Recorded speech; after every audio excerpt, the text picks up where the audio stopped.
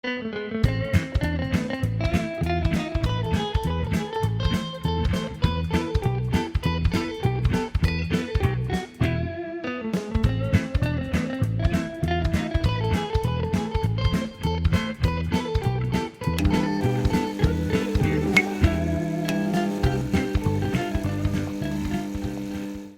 we look at the Amicus productions, we need to go through the series of events that led these American horror comics to the renowned British movie studio.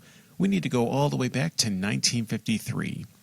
At the time, 25% of all comics published in America were horror-related titles. In 1954, the shit hit the fan. Frederick Wertham's Seduction of the Innocent proposed that comics were responsible for the rise of juvenile delinquency.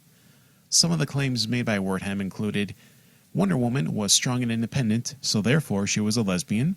Superman was an un-American fascist, and Batman and Robin promoted homosexuality. September of 1954 had the creation of the Comics Code Authority. Under the code, comics were not allowed to do any of the following: share unique details and methods of crime, excessive violence, gory or gruesome details, depravity and lust, and Satanism. All the fun stuff.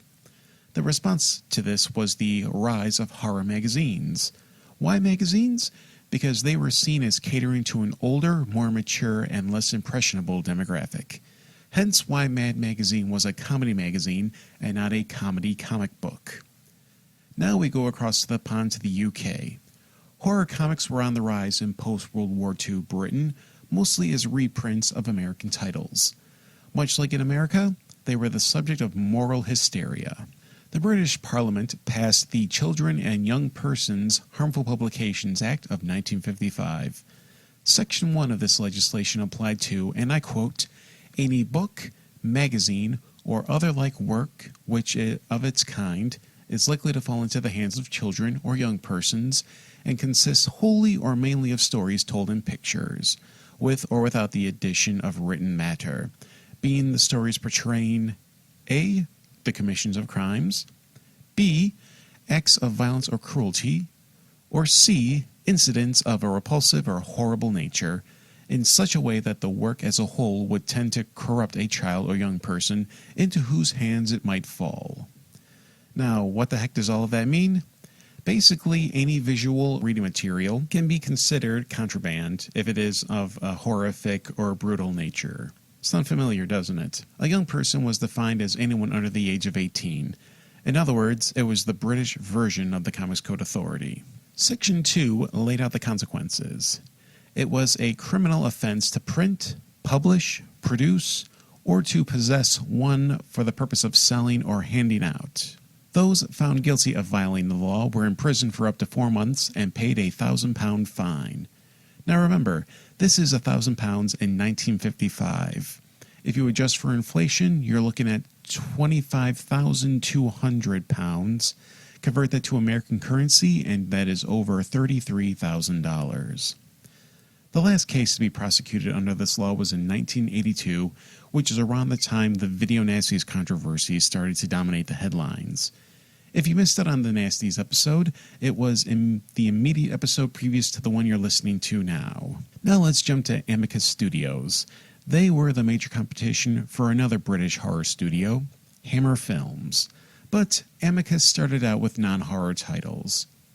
Its Trad Dad and Just for Fun were similar to the youth films of America. Young actors and the top British music talent rebelling against the square authority figures. Hi there, ladies and gentlemen, and welcome to the show. This is Alan Freeman inviting you to see the most exciting pop musical ever made. Just for fun, just for fun, just for fun. Fire! Everybody, fire! Leave the hall! It all began when the teenagers got the votes and decided to use it to vote for themselves. How silly can kids get to think they could take over the country? What if they win?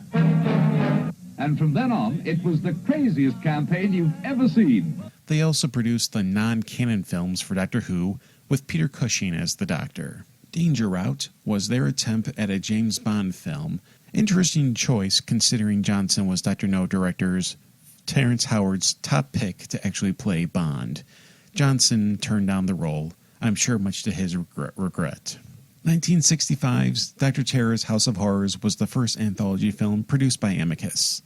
Subsequent releases include The Torture Garden, The House That Dripped Blood, the aforementioned Tales from the Crypt and Vault of Horror, Asylum, and From Beyond the Grave.